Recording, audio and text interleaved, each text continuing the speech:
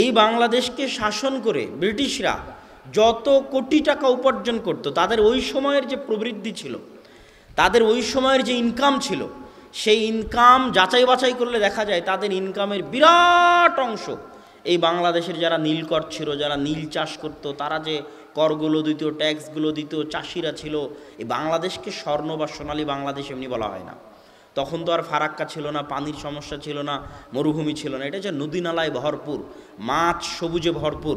যখন Ibn Battuta বাংলাদেশে এসেছে, পরিব্রাজক ইবনে বতুতা, তখন উনি আশ্চর্য প্রকাশ করে গেছে যে আজীব আল্লাহ সুবহানাহু ওয়া তাআলার দয়া এবং নিয়ামতে ভরপুর এক ব্যতিক্রম দেশ হচ্ছে বাংলাদেশ।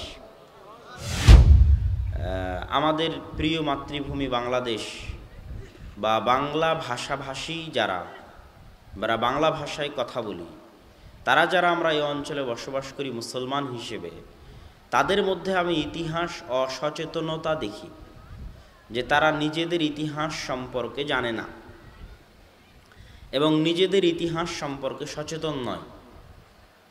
তারা শুধুমাত্র নিজেদের ইতিহাসকে 1971 সাল এবং তার পরবর্তী সময়ের মধ্যে সীমাবদ্ধ করে দিয়েছে।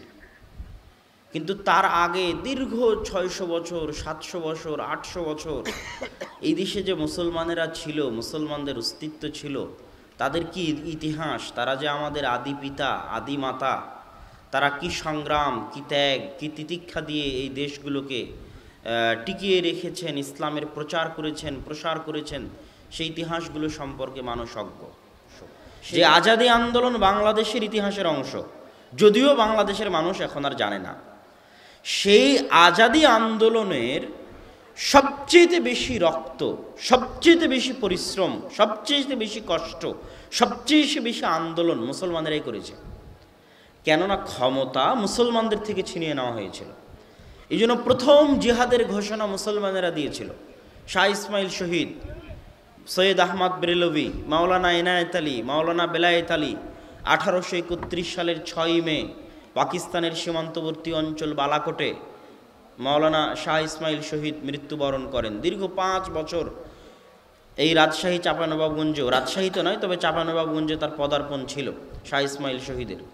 দীর্ঘ 5 বছর পুরো ভারতে তিনি দাওয়াতি কার্যক্রম পরিচালনা করেছেন শিরক এবং বিদআতের বিরুদ্ধে।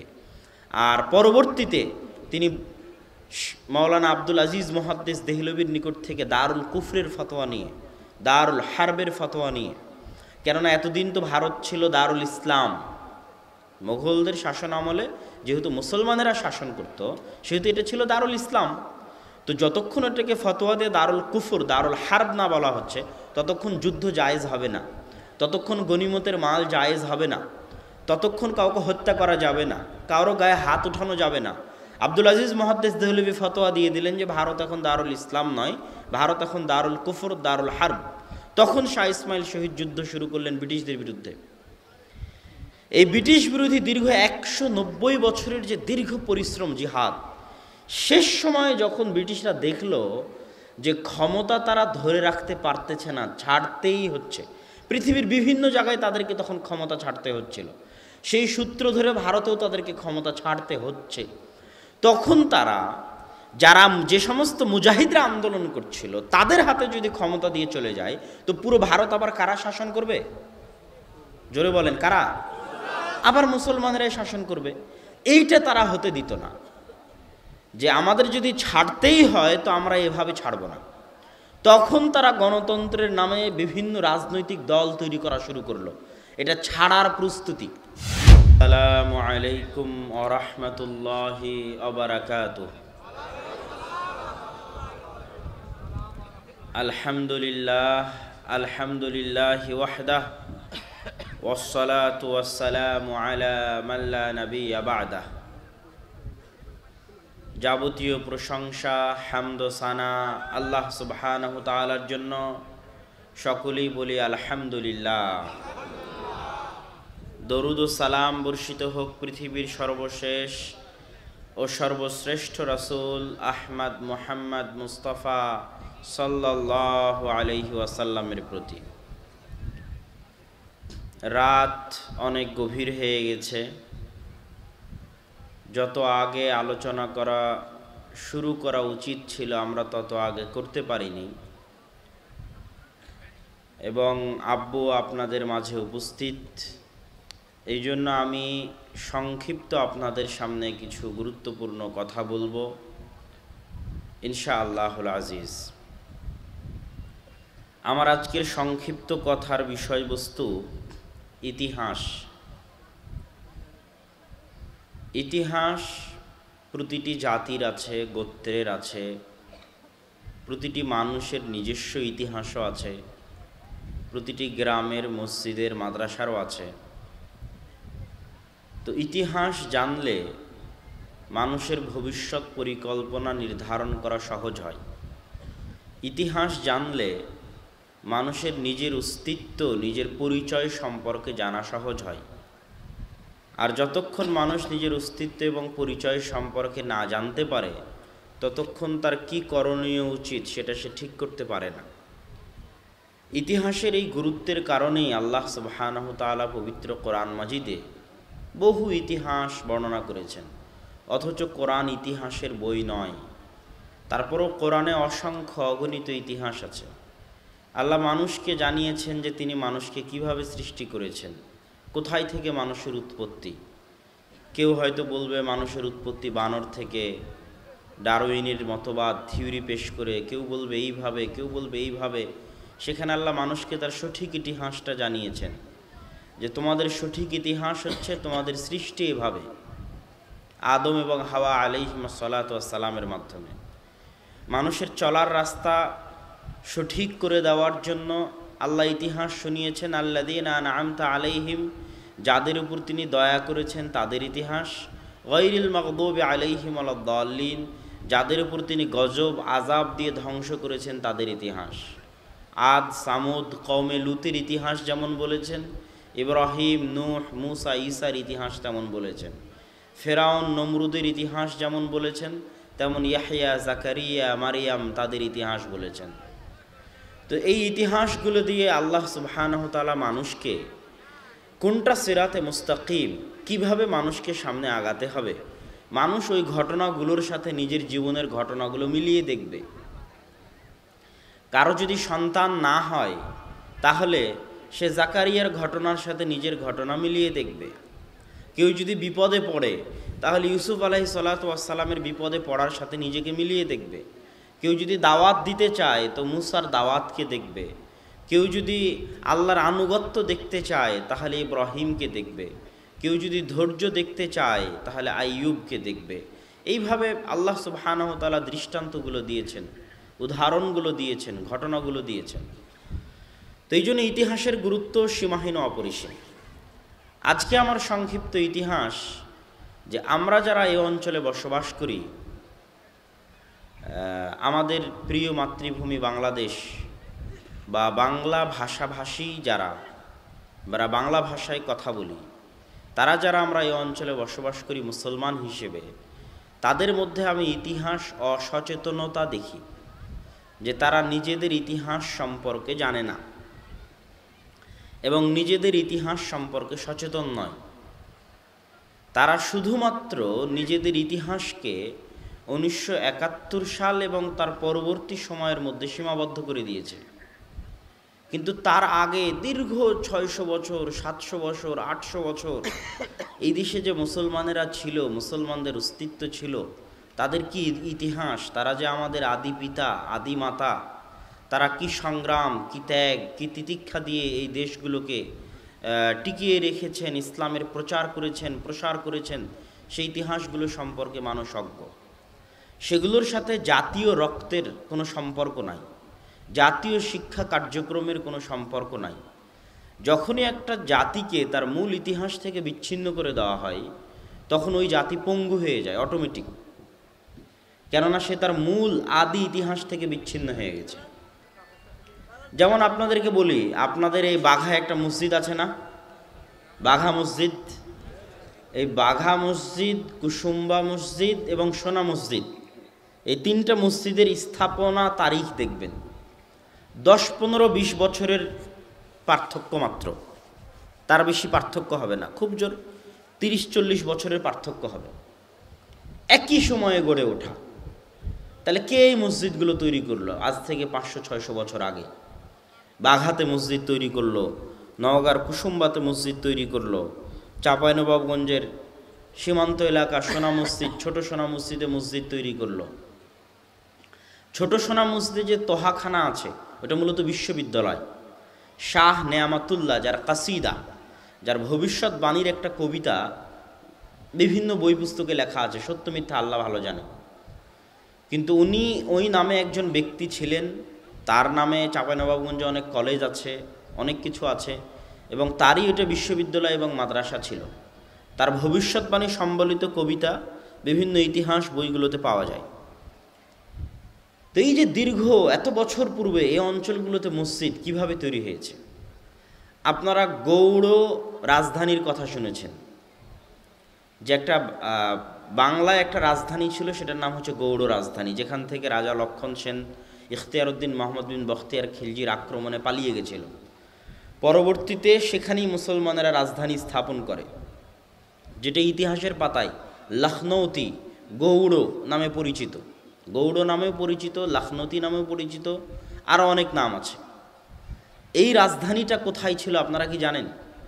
মুসলমানদের দীর্ঘ 500 বছরের বাংলাদেশে বা বাংলায় যে শাসনামল, আমি দিল্লি শাসনামলের কথা বলছি না, কেন দিল্লি শাসনামলের সাথে বাংলার শাসনামলের কিছু পার্থক্য আছে।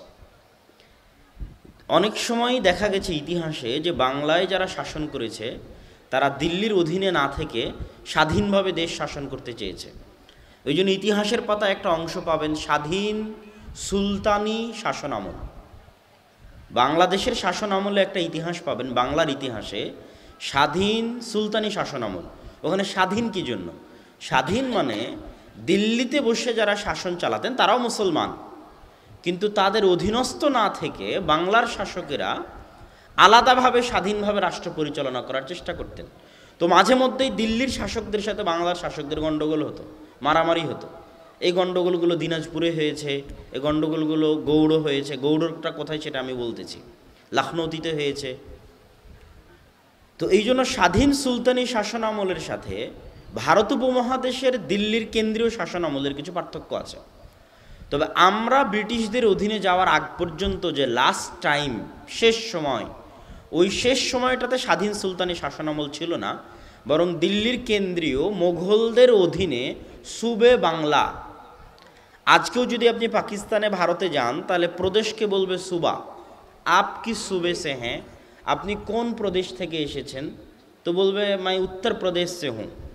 তো ওটাকে উর্দুতে বলে সুবা, সুবে বাংলা, মানে প্রদেশ বাংলা। বাংলা প্রদেশের নবাব, যাদের এই আহসান মঞ্জিলে যাদের বাড়িঘর ছিল, ঢাকার আহসান মঞ্জিলে বা লালবাগের কেল্লায় যাদের বাড়িঘর ছিল, বা পরবর্তীতে শেষ সময়ে মুর্শিদাবাদে যাদের শাসনামল ছিল, নবাব সিরাজউদ্দৌলা, তো এনারা হচ্ছেন সুবে বাংলা, বাংলা প্রদেশের শাসক, যেটা মোঘল কেন্দ্রীয় শাসনামলের অধীনে পরিচালিত হতো। মোঘলেরা বাংলাকে অধীনস্থ রেখেছে প্রায় 200-300 বছর, এবং বাদশাহ জাহাঙ্গীরও বাংলাদেশে এসেছে, আপনাদের রাজশাহীতে এসেছে, বাঘা মসজিদে এসেছে। বাদশাহ জাহাঙ্গীরের পিতা, ছেলে, আকবর খাঁর ছেলে মেয়েরা, তারা রাজশাহীর বাঘা মসজিদেও এসেছে এবং বাংলাদেশেও এসেছে। এটা ইতিহাসের বহু প্রমাণ আছে।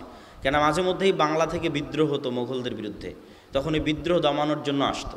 তারপরে একসময় বাপ ছেলের মধ্যে যখন গণ্ডগোল হলো, তখন ছেলে পালিয়ে এসে বাংলায় আশ্রয় নিয়েছিল, বাংলাদেশে আশ্রয় নিয়েছিল। তো ওই স্বাধীন সুলতানি শাসন আমলে যেমন আলাউদ্দিন খিলজি বা ইলিয়াস শাহ, এনাদের নামগুলো পাবেন। বাঘা মসজিদের ইতিহাস পড়ে দেখবেন মসজিদের সামনে যেটা লেখা আছে, তারপরে কুসুম্বা মসজিদের ইতিহাসের সামনে যেটা লেখা আছে, সোনা মসজিদের ইতিহাসের সামনে লেখা আছে। এগুলো সব হচ্ছে স্বাধীন সুলতানি শাসন আমলে তৈরি হওয়া মসজিদ, যখন রাজধানী ছিল গৌড়। এই গৌড়টা হচ্ছে, গৌড়ের শেষ সীমানা হচ্ছে ছোট সোনা মসজিদ। বাংলাদেশ থেকে ভারতে ঢুকার পথে রাস্তার দুই পাড়ে যে উঁচু পাহাড়ের মতো আছে, ওটা হচ্ছে গৌড় রাজধানীর প্রবেশদ্বার, এই দিক থেকে প্রবেশদ্বার। এবং ওই রোডটা যখন মালদা বর্ডার আপনি ক্রস করবেন, সোনা মসজিদ বর্ডার ক্রস করবেন, তখন ওই রোডটার নাম গুগল ম্যাপে দেখবেন গৌড় রোড। এখনও গুগল ম্যাপে ওই রোডের নাম হচ্ছে গৌড় রোড। এবং ওই 2 ঢিপি প্রবেশদ্বারে প্রবেশ করার পর থেকে নিয়ে মালদা রেল স্টেশন পৌঁছা পর্যন্ত, ওল্ড রেল স্টেশন, পুরাতন রেল স্টেশন পৌঁছা পর্যন্ত হাতের 2 ধারে শুধু মসজিদ আর মসজিদ আর মসজিদ। এই পুরো পুরাতন মসজিদ এরিয়া ঘেরা এই জায়গাটাই স্বাধীন সুলতানি শাসন আমল, যেটা 500-600 বছর, এই পুরো বাংলাদেশের রাজধানী। এই রাজধানীর আশেপাশে হওয়ার কারণে রাজশাহীতে মসজিদ তৈরি হয়েছে, নওগাঁতে মসজিদ তৈরি হয়েছে, এই অঞ্চলগুলোতে আরও পুরাতন মসজিদ তৈরি হয়েছে, কেননা এগুলো ছিল রাজধানীর নিকটবর্তী অঞ্চল। রাজধানীর নিকটবর্তী অঞ্চল হওয়ার কারণে এবং রাজা বাদশাদের আনাগোনা বেশি হওয়ার কারণে এই অঞ্চলগুলোর নাম হয়েছে রাজশাহী, চাপাই নবাবগঞ্জ, মুর্শিদাবাদ, মালদা। এই অঞ্চলের মানুষের সংস্কৃতি, ভাষা, কথা সম্পূর্ণ এক। তো এই যে ইতিহাসগুলো মুসলমানদের এই অঞ্চলের, এরকম আরও বহু ইতিহাস আছে। যখন ব্রিটিশরা মুসলমানদের দখল করে নিল পুরো ভারত উপমহাদেশে, যে 500-600 বছর, সেটা মোগলদের অধীনে হোক আর যাদের অধীনেই হোক, মুসলমানেরা যে পুরো ভারত শাসন করেছে, এই পুরো ভারতের দীর্ঘ শাসন আমলে মুসলমানদের বহু ইতিহাস ঐতিহ্য ভারতের সাথে সম্পৃক্ত।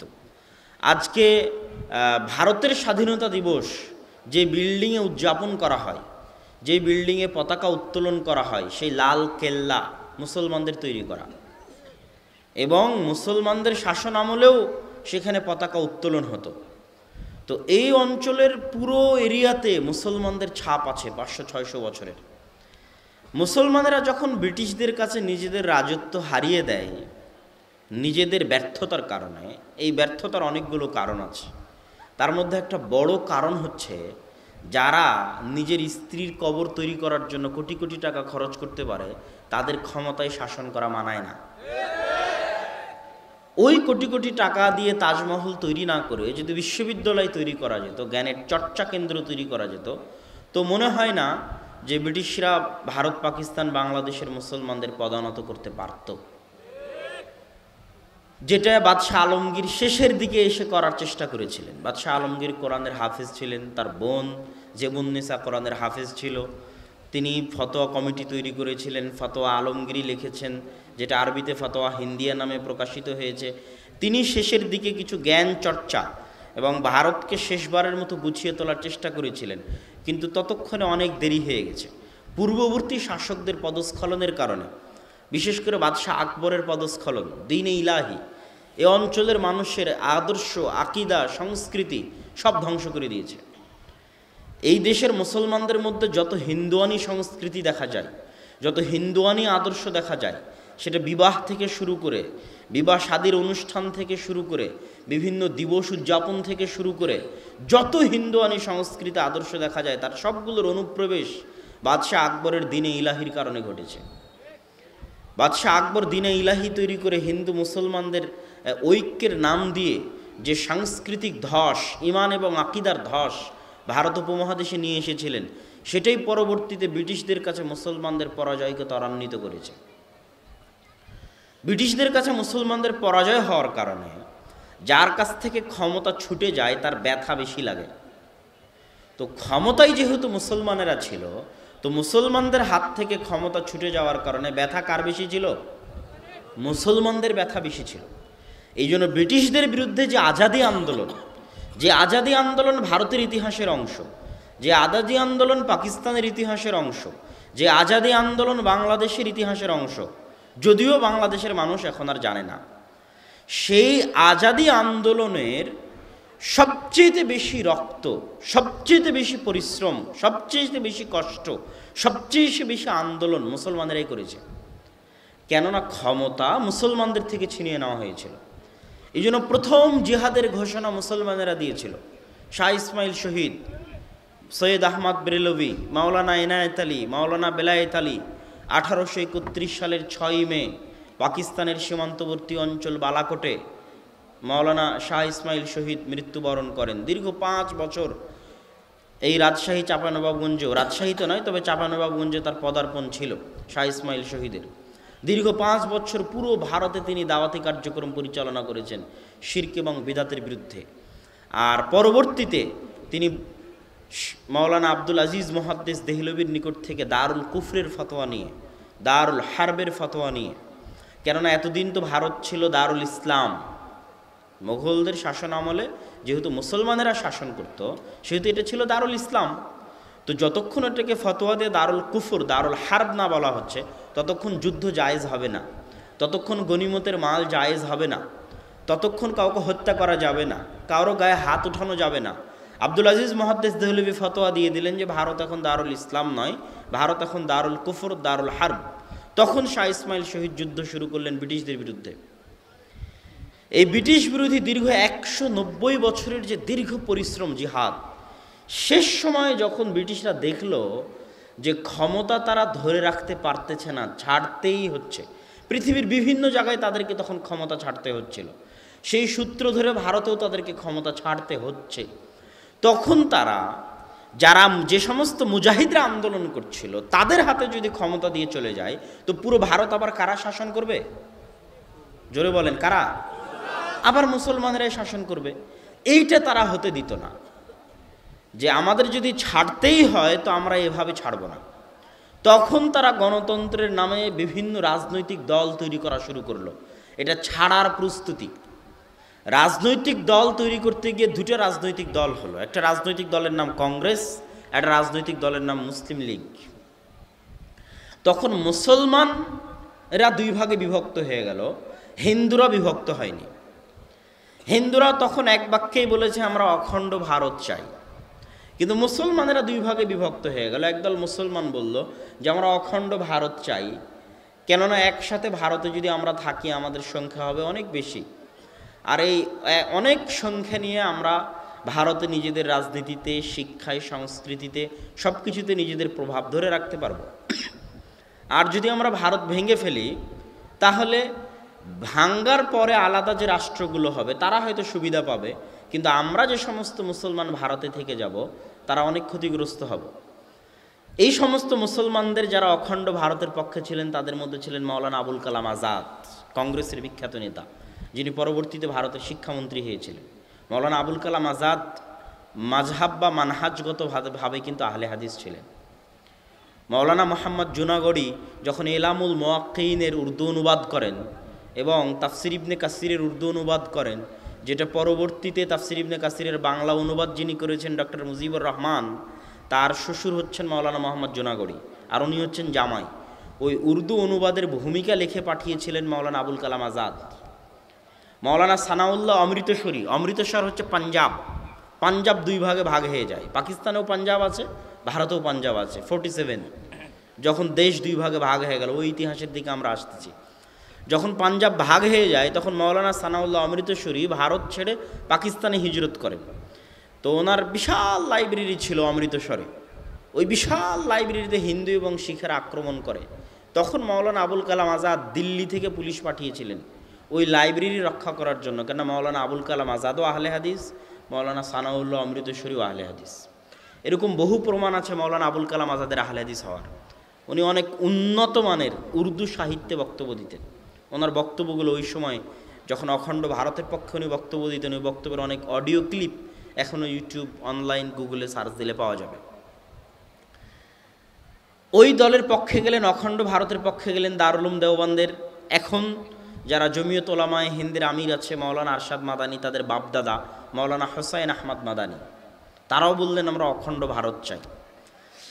আর যারা ভারত ভাগের পক্ষে গেলেন তারা হচ্ছে মুসলিম লীগ, যে মুসলমানদের নিয়ে আলাদা দেশ হতে হবে। এটার পক্ষে থাকলেন মাওলানা আবদুল্লাহিল কাফি আল কোরাইশি, এটার পক্ষে থাকলেন শেরে বাংলা একে ফজলুল হক, এটার পক্ষে থাকলেন হোসেন শহীদ সোহরাওয়ার্দী, এটার পক্ষে থাকলেন মাওলানা আশরাফ আলী থানবী, এটার পক্ষে থাকলেন পাকিস্তানের যারা মুফতি তাকি উসমানীর নাম আপনারা শুনেছেন, ওই তাকি উসমানীর বাপদাদা যারা মুফতি শাব্বির আহমদ উসমানী, মুফতি রফি উসমানী, তাকি উসমানী, তারা এটার পক্ষে থাকলেন। তো এরকম আলেম ওলামা এবং মুসলমানেরা দুই ভাগে ভাগ হয়ে গেল।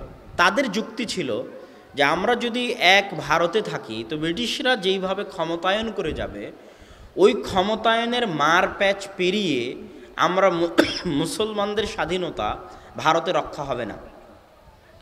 এবং আল্লাহ ভালো জানতেন কি হতো যদি অখণ্ড ভারত থাকতো, তখন কি হতো। এখন তো মুসলিম লীগের দাবি যেহেতু সেটার পক্ষে জনগণ ছিল, বাংলাদেশের মুসলমানেরা ছিল। এবং সবচেয়ে বড় আশ্চর্যজনক ইতিহাস হচ্ছে যে এই মুসলিম লীগের আন্দোলনের পিছনে এবং পাকিস্তানের আন্দোলনের পিছনে, যে ভারত ভাগ করে মুসলমানদের আলাদা দেশ হতে হবে, এই আন্দোলনের পিছনে যারা আজকের পাকিস্তান, তাদের অবদান 20%, 30%। আর আজকের যারা বাংলাদেশের মুসলমান, তাদের অবদান 60 থেকে 70%। ব্রিটিশদের সামনে লাহোর প্রস্তাব ওই পাকিস্তানের কোনো পাকিস্তানি পেশ করেনি, এই বাংলাদেশের বাঙালি শেরে বাংলা একে ফজলুল হক পেশ করেছে। এই ইতিহাসগুলো হচ্ছে খুবই আশ্চর্যের ইতিহাস, যে 47-এ মুসলিম লীগের পিছনে, মুসলিম লীগের যত সভাপতি দেখবেন, বড় বড় সভাপতির পর্যায়ে পদ, সবই বাংলাদেশের বাঙালি। মাওলানা আকরাম খাঁ মুসলিম লীগের সভাপতি, ওই পাকিস্তানের পাকিস্তানি নন তিনি এই বাংলাদেশের বাঙালি মাওলানা আকরাম খাঁ। 1935-এর লাহোর প্রস্তাব, পাকিস্তান প্রস্তাব, শেরে বাংলা একে ফজলুল হক, হোসেন শহীদ সোহরাওয়ার্দী তথা পুরো মুসলিম লীগে নামকাওয়াস্তে মিস্টার জিন্না ওই পাকিস্তান থেকে ছিলেন। কিন্তু 80%, 90% আন্দোলন, 60 থেকে 70% আন্দোলন এই বাংলাদেশের মানুষদের ছিল। যেটা বাংলাদেশের শ্রদ্ধেয় শেখ মুজিবুর রহমানের লেখা অসমাপ্ত আত্মজীবনী, এটা যে কেউই পড়বে। যেহেতু শেখ মুজিবুর রহমানকে আমরা চিনি, কিন্তু তার অতীতের ইতিহাসকে আমরা চিনি না, তো শেখ মুজিবুর রহমানের লেখা অসমাপ্ত আত্মজীবনীতে তিনি অনেক সুন্দর ভাষায়, স্পষ্ট এবং সাবলীল ভাষায় 47-এ মুসলিম লীগের পক্ষে তার যে দীর্ঘ আন্দোলন, যখন তিনি কলকাতা ইসলামিয়া কলেজের ছাত্র, হোসেন শহীদ সোহরাওয়ার্দীর অধীনে থেকে আন্দোলন করেন, শেরে বাংলা একে ফজলুল হকের অধীনে থেকে আন্দোলন করেন, সিলেটকে আসাম থেকে আলাদা করার জন্য, আসামের করিমগঞ্জ থেকে আলাদা করার জন্য। সিলেট তো বাংলাদেশের অন্তর্ভুক্ত হতো না, সিলেট তো অখণ্ড ভারত হিসেবে ভারতের অন্তর্ভুক্ত হতো। সেই সিলেটকে আলাদা করার জন্য যে আন্দোলন সংগ্রাম, ওই দীর্ঘ আন্দোলন সংগ্রামের ইতিহাস শেখ মুজিবুর রহমান লিখে গেছেন। এই ইতিহাসগুলো হচ্ছে রিয়াল ইতিহাস, এই ইতিহাসগুলো হচ্ছে প্রকৃত ইতিহাস, এই ইতিহাসগুলো হচ্ছে রুহুল বাংলাদেশ, বাংলাদেশের প্রাণ। বাংলাদেশ টিকে থাকবে কোন ইতিহাসের উপর ভিত্তি করে?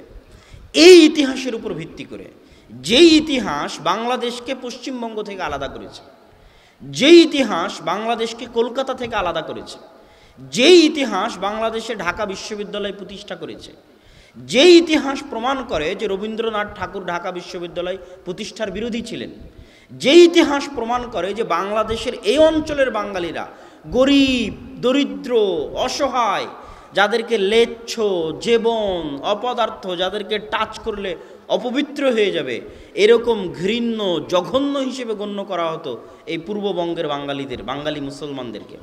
আমি আশ্চর্য হই ইতিহাস পড়লে, যে কিভাবে এই দীর্ঘ হাজার হাজার মাইল দূরে এই অঞ্চলের মানুষ এত 80%, 90% মুসলমান, কোথায় থেকে এখানে ইসলামের আলো আসলো, আর কিভাবে তারা মুসলমান হলো। আর এই গরিব অঞ্চল, পুরোটাই গরিব অঞ্চল, এবং এই বাংলাদেশকে শাসন করে, বাংলাদেশ হচ্ছে গাভীর মতো, এই বাংলাদেশকে শাসন করে ব্রিটিশরা যত কোটি টাকা উপার্জন করত, তাদের ওই সময়ের যে প্রবৃদ্ধি ছিল, তাদের ওই সময়ের যে ইনকাম ছিল, সেই ইনকাম যাচাই বাছাই করলে দেখা যায় তাদের ইনকামের বিরাট অংশ এই বাংলাদেশের যারা নীলকর ছিল, যারা নীল চাষ করত, তারা যে করগুলো দিত, ট্যাক্সগুলো দিত, চাষিরা ছিল। এই বাংলাদেশকে স্বর্ণ বা সোনালী বাংলাদেশ এমনি বলা হয় না। তখন তো আর ফারাক্কা ছিল না, পানির সমস্যা ছিল না, মরুভূমি ছিল না, এটা হচ্ছে নদী নালায় ভরপুর, মাছ সবুজে ভরপুর। যখন ইবনে বতুতা বাংলাদেশে এসেছে, পরিব্রাজক ইবনে বতুতা, তখন উনি আশ্চর্য প্রকাশ করে গেছে যে আজীব আল্লাহ সুবহানাহু ওয়া তাআলার দয়া এবং নিয়ামতে ভরপুর এক ব্যতিক্রম দেশ হচ্ছে বাংলাদেশ।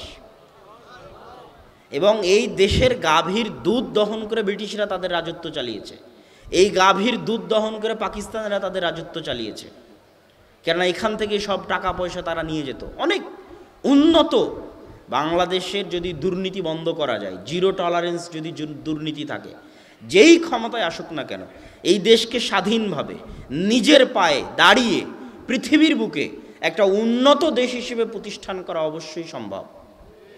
কিন্তু দুর্নীতির কারণে, অন্যায়ের কারণে, জুলুমের কারণে আমাদেরকে নত হয়ে থাকতে হয়। নত হয়ে থাকার মতো দেশ বাংলাদেশ নয়, এবং নত জানু পররাষ্ট্রনীতি বাংলাদেশের ইতিহাস নয়।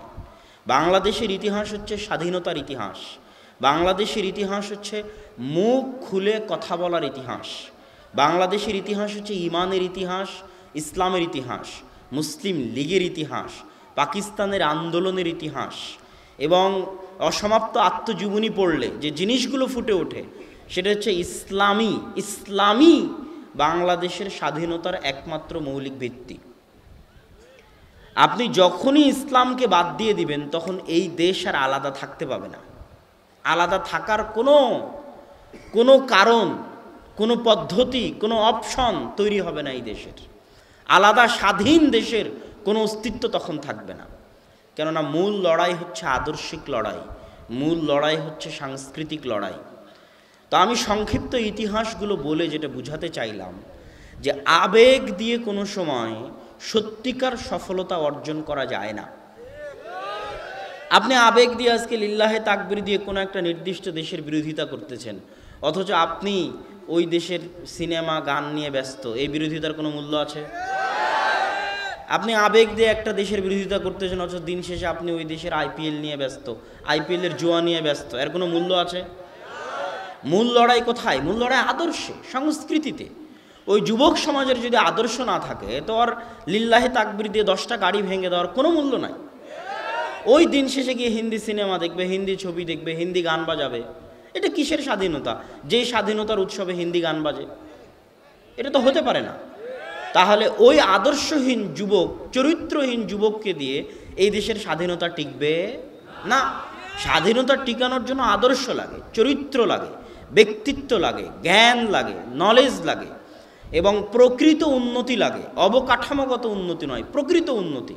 সারাদিন তুমি জুয়া নিয়ে বসে থাকবা, মদ নিয়ে বসে থাকবা, আড্ডা নিয়ে বসে থাকবা, পড়াশোনা নাই, ফেসবুক নিয়ে বসে থাকবা, ইউটিউব নিয়ে বসে থাকবা, পাবজি ফ্রি ফায়ার গেম নিয়ে বসে থাকবা। আর ওই ইসরায়েল আমেরিকার যুবকরা সারাদিন জ্ঞান নিয়ে গবেষণা করবে, সায়েন্স নিয়ে গবেষণা করবে, পড়াশোনা করবে, মদ জোয়ার আড্ডায় যাবে না, খেলাধুলার মধ্যে আড্ডায় যাবে না। আর তুমি বিপিএলের জুয়া, আইপিএলের জুয়া নিয়ে ব্যস্ত থাকবা আর মনে করবা যে একটা ব্রিজ তৈরি করলে দেশ উন্নত হয়ে গেল।